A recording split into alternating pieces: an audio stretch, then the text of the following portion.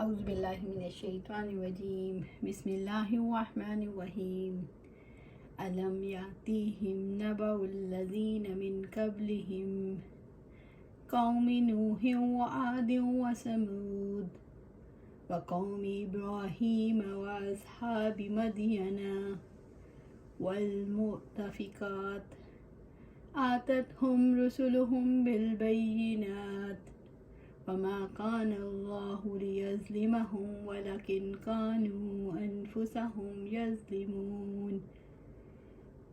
کیا ان کے پاس ان لوگوں کی خبر نہیں آئی جو ان سے پہلے تھے، نوح کی قوم اور عاد اور سمود اور ابراہیم کی قوم اور مدین والے اور الٹی ہوئی بستیوں والے؟ ان کے پاس ان کے رسول واضح دلائل دے کر آئے، تو ایسا نہ تھا کہ اللہ تعالیٰ ان پر ظلم کرتا، لیکن وہ اپنی جانوں پر ظلم کرتے تھے۔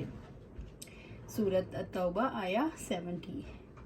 اللہ تعالیٰ نے انبیاء کو جھٹلانے والے منافقوں کو نصیحت کی ہے کہ اپنے سے پہلے لوگوں پر عبرت کی نگاہ ڈالو۔ انہوں نے رسولوں کو جھٹلایا تو ان پر اللہ تعالیٰ نے کیسے عذاب نازل کر دیا۔ قوم نوح کو دیکھو، کیسے ان پر پانی کا طوفان آیا جس کی وجہ سے زمین کے تمام جاندار غرق ہو گئے۔ اللہ تعالیٰ نے نوح کی کشتی پر بیٹھنے والے مومنوں کو بچا لیا اور مجرم ہلاک کر دیے گئے۔ قوم عاد پر خیر سے خالی آندھی مسلط کر دی گئی۔ ہود اور ان کے مومن ساتھیوں کو اللہ تعالیٰ نے نکال لیا اور مجرموں کو ہلاک کر دیا گیا۔ قوم سمود کو کیسے ایک چنگھاڑ سے ہلاک کر دیا گیا۔ وقوم ابراہیم اور ابراہیم کی قوم، تو جب نمرود اور اس کی قوم نے جھٹلایا تو اللہ تعالیٰ نے کیسے ابراہیم علیہ السلام کی غیبی مدد فرمائی۔ اللہ تعالیٰ نے ان کے لیے آگ کو ٹھنڈا کر دیا اور نمرود کو غرق کر دیا۔ واصحاب مدین اور مدین والے سخت جھٹکے سے اور بادل والے دن کے عذاب سے ہلاک ہوئے۔ والمؤتفقات اور الٹی ہوئی بستیوں والے یعنی قوم لوط، جنہوں نے لوط کو جھٹلایا اور ایسے شرمناک کام کیے جو ان سے پہلے دنیا والوں نے نہیں کیے تھے۔ اللہ تعالیٰ نے انہیں زمین دوز کر دیا۔ آتتہم رسلہم بالبینات، ان کے پاس ان کے رسول واضح دلائل لے کر آئے۔ ان کے پاس ان کے رسول واضح دلائل لے کر آئے۔ پچھلی قوموں کے پاس رسول بھیجے تھے جو صاف صاف دلائل لے کر آئے، جنہوں نے حق کو واضح کیا مگر انہوں نے ٹھکرا دیا۔ انبیاء کو نہ مانا تو اللہ تعالیٰ نے ان پر عذاب مسلط کر کے انہیں تباہ کر دیا۔ اللہ تعالیٰ نے دنیا کے مزے لوٹنے والوں کو ان حالت کا شعور کیسے دلایا؟ اللہ تعالیٰ نے احساس دلایا ہے کہ دیکھو تم بھی اسی طرح ہلاکت کے راستے پر چل رہے ہو جیسے قوم نوح، قوم ابراہیم، اصحاب مدین اور الٹائی گئی بستیوں کے لوگ چلے تھے، یعنی لوط علیہ السلام کی قوم۔ کل کے لوگوں نے بھی نصیحت کو پلے نہیں باندھا تھا جیسے آج تم نصیحت سے منہ موڑ رہے ہو۔ ان کے پاس بھی رسول آئے تھے جیسے تمہارے پاس آئے ہیں۔ یہ دیکھ لو کہ قوم نوح کو طوفان نے کیسے گھیر لیا، قوم عاد کو آندھی نے آ لیا، قوم سمود کو ایک چیخ نے ہلاک کر دیا، قوم ابراہیم کو ہلاک کر کے اللہ تعالیٰ نے ابراہیم کو نجات دی، اصحاب مدین کو زلزلے نے آ لیا، قوم لوط پر پتھر پڑے اور سمندر کے پانی کو ان کے اوپر چڑھا دیا گیا۔ اب یہ بتاؤ تم کیسے بچو گے؟ فما کان اللہ لیظلمہم، تو ایسا نہ تھا کہ اللہ تعالیٰ ان پر ظلم کرتا۔ اللہ تعالیٰ نے ان پر ظلم نہیں کیا تھا کیونکہ اس نے عذاب سے پہلے رسول بھیج کر حجت پوری کر دی تھی۔ اللہ تعالیٰ نے کتابیں بھیج کر ان کے شکوک دور کر دیے تھے۔ وَلَكِنْ كَانُوا أَنفُسَهُمْ يَظْلِمُونَ، انہوں نے خود اپنے اوپر ظلم کیا جب رسولوں کو جھٹلایا، حق کا انکار کیا، اللہ تعالیٰ کی نافرمانیاں کی، رسولوں کی اطاعت نہ کی اور نافرمانوں اور سرکشوں کی اتباع کی۔ اللہ تعالیٰ لوگوں پر ظلم نہیں کرتا، لوگ خود پر کیسے ظلم کرتے ہیں۔ انسان قوت اور اقتدار پا کر سرکش ہو جاتے ہیں، یہ سرکشی ان کے اپنے حق میں ظلم ہے جو انہیں اللہ تعالیٰ کی پکڑ کا مستحق بنا دیتی ہے۔ مال و دولت کی وجہ سے انسان اندھے ہو جاتے ہیں، ماضی کے واقعات سے نصیحت حاصل نہیں کرتے، یوں اندھے بہرے بننے سے اللہ تعالیٰ کے عذاب کے مستحق بن جاتے ہیں۔ والمؤمنون والمؤمنات بعضهم اولیاء بعض، यामुरून बिलमारूफ वयनहौन अनिल मुनकरी वयुकीमून अस्सलात वयुतून ज़कात वयुतीऊन अल्लाह व रसूलहू उलाइका सयरहमुहुमुल्लाह इन्नल्लाह अज़ीज़ुन हकीम। और मोमिन मर्द और मोमिन औरतें एक दूसरे के दोस्त हैं। वो नेकी का हुक्म देते हैं और बुराई से रोकते हैं और नमाज कायम करते हैं और ज़कात देते हैं और अल्लाह ताला और उसके रसूल की अताअत करते हैं। यही लोग हैं जिन पर अल्लाह ताला ज़रूर रहम करेगा। यकीनन अल्लाह ताला सब पर गालिब कमाल हिकमत वाला है। सूरत अत-तौबा आया 71। वल्मुमिनूना, और ईमान वाले मर्द जो अपने अल्लाह ताला पर और रसूल पर ईमान लाने और अल्लाह ताला के वादों और वईदों पर यकीन रखने में सच्चे हैं। वल्मुमिनातु, और ईमान लाने वाली औरतें जो दिल से अल्लाह ताला और उसके रसूल पर यकीन रखती हैं। बाज़ुहुम औलिया बाज़, एक दूसरे के वाली और मददगार हैं, एक दूसरे की मुसीबतों और सख्तियों में मदद करने वाले हैं। उनके दिल बाहमी मोहब्बत, हमदर्दी और नरमी में मुत्तफिक हैं। अल्लाह ताला पर ईमान और दीन के कामों ने उन्हें जमा कर दिया। नबी सल्लल्लाहु अलैहि वसल्लम ने फरमाया, एक मोमिन दूसरे मोमिन के लिए इमारत की मानिद है जिसकी बाज़ ईंटें बाज़ को सहारा देती हैं। अहले ईमान का मिजाज कैसा होता है? अहले ईमान के दिल में अल्लाह ताला की सच्ची लगन होती है। उन्हें आखिरत की फ़िक्र होती है। दुनिया की चीज़ों से ज़रूरत के मुताबिक ताल्लुक़ रखते हैं। अल्लाह ताला के पसंदीदा कामों की तरफ उनका दिल खींचता है। बुराई के कामों से उन्हें नफ़रत होती है। उनका सब कुछ अल्लाह ताला के लिए होता है। वो अल्लाह ताला को याद करने वाले होते हैं। यामुरून बिलमारूफ वयनहौन अनिल मुनकर, वो नेकी का हुक्म देते हैं और बुराई से रोकते हैं। मारूफ ऐसे कामों के लिए जामी नाम है जिनकी भलाई तस्लीम शुदा हो, मसलन अकायद, अमाल साले और इखलाक हसना वगैरह। ईमान वाले नेकी का हुक्म देते हैं और सबसे पहले ख़ुद नेकी करते हैं। वयनहौन अनिल मुनकर, बातिल अकायद, बुरे अमाल और इखलाक सय्यात, जो बुरे इखलाक हैं वो मुनकिर से रोकते हैं। सबसे पहले खुद रुकते हैं, फिर दूसरों को रोकते हैं।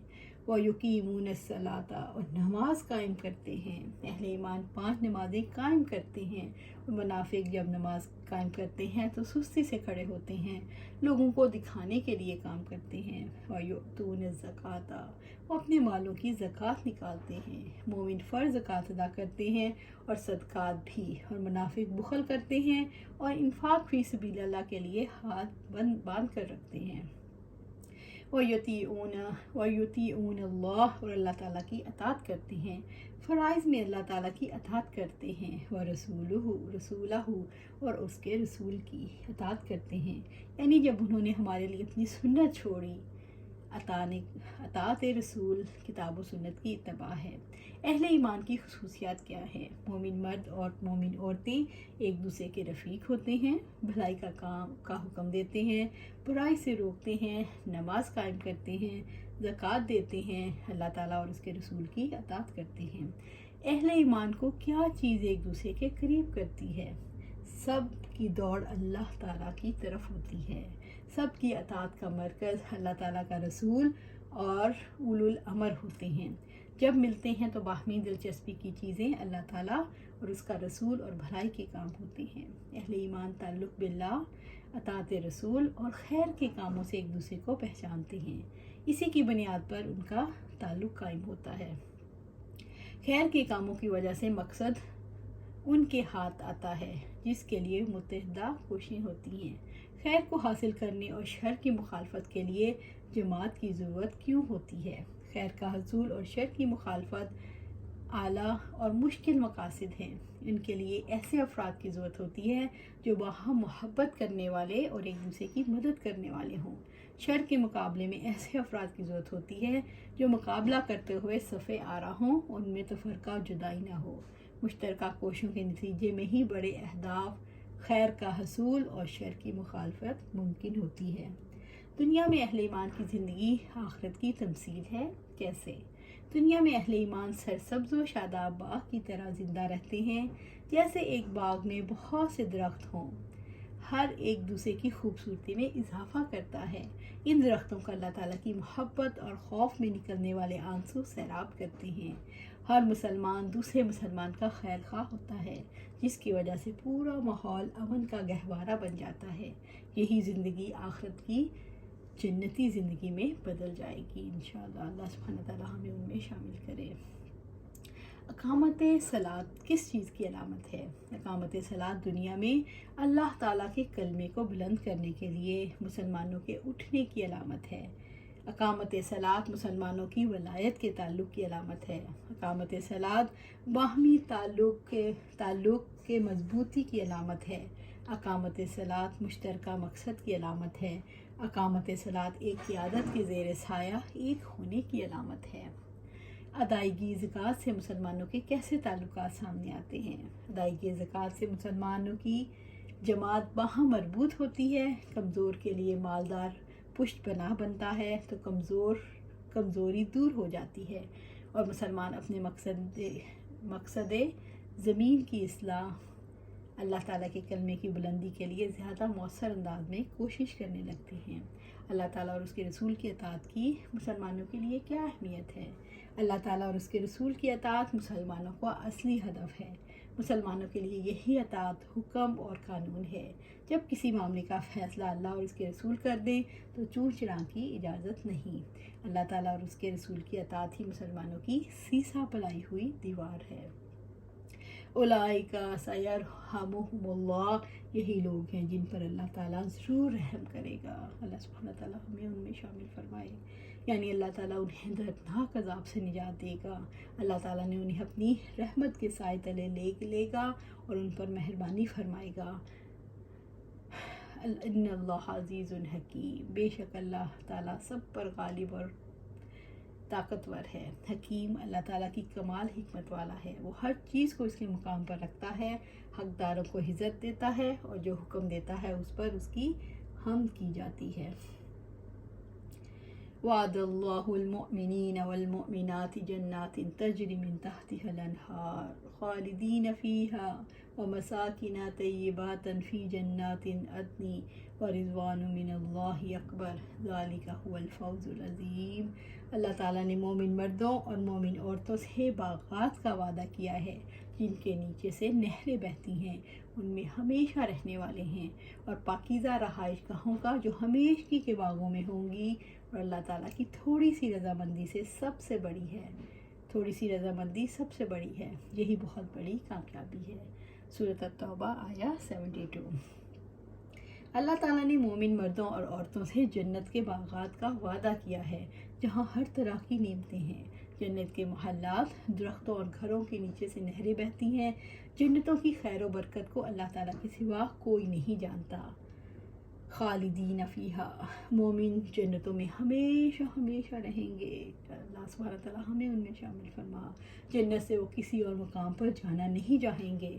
ومساکن طیبات فی جنات عدن، اور پاکیزہ رہائش گاہوں کا جو ہمیشگی کے باغوں میں ہوں گی۔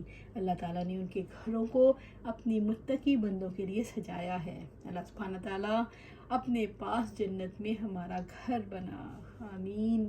جنت کے نظارے خوبصورت ہیں۔ جنت ایک ایسا مقام ہے جس سے بڑھ کر کوئی آرزو کرنے والا آرزو نہیں کر سکتا۔ وہاں ایسے بالا خانے ہیں جن کے اندر سے باہر کا نظارہ کیا جا سکے گا۔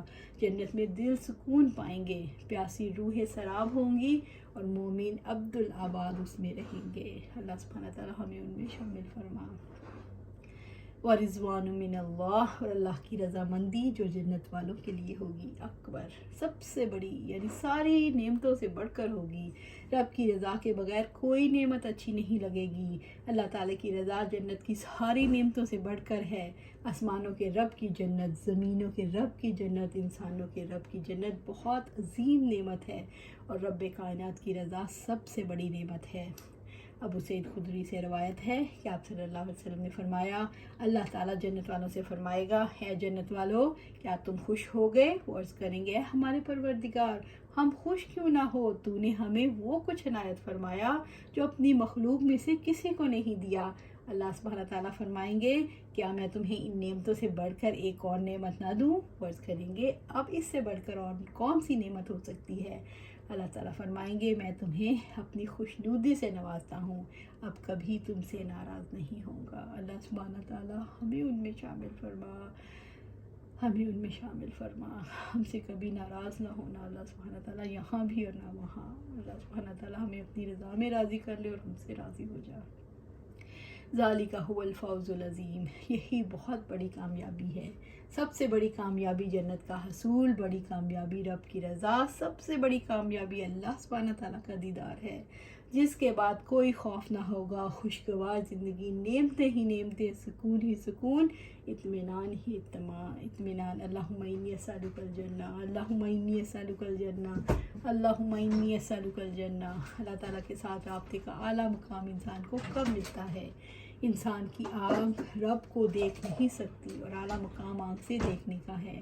رسول اللہ صلی اللہ علیہ وسلم سے جب جبرائیل علیہ السلام نے سوال کیا کہ احسان کیا ہے، تو آپ صلی اللہ علیہ وسلم نے فرمایا تم اللہ کی عبادت ایسے کرو گویا تم اسے دیکھ رہے ہو، اگر تم اسے دیکھ نہیں سکتے تو وہ تمہیں دیکھتا ہے۔ انسان کو یہ تعلق کیسے نصیب ہو سکتا ہے؟ اللہ تعالیٰ کے بارے میں غور و فکر کر کے، اس کے کلام سے اس کی صفات کو جان کر، اسی کی ذات کا احسانات اور اپنے اوپر محسوس کر کے، اللہ تعالیٰ کی یادوں میں جینے سے انسان کے دل کی گہرائیوں سے روشنی نکلتی ہے، اس کا تعلق روح سے ہوتا ہے۔ یہ مقام کم لوگوں کو نصیب ہوتا ہے، اس کا ایک لمحہ بھی پوری زندگی کے لیے مال و متاع سے زیادہ قیمتی ہے۔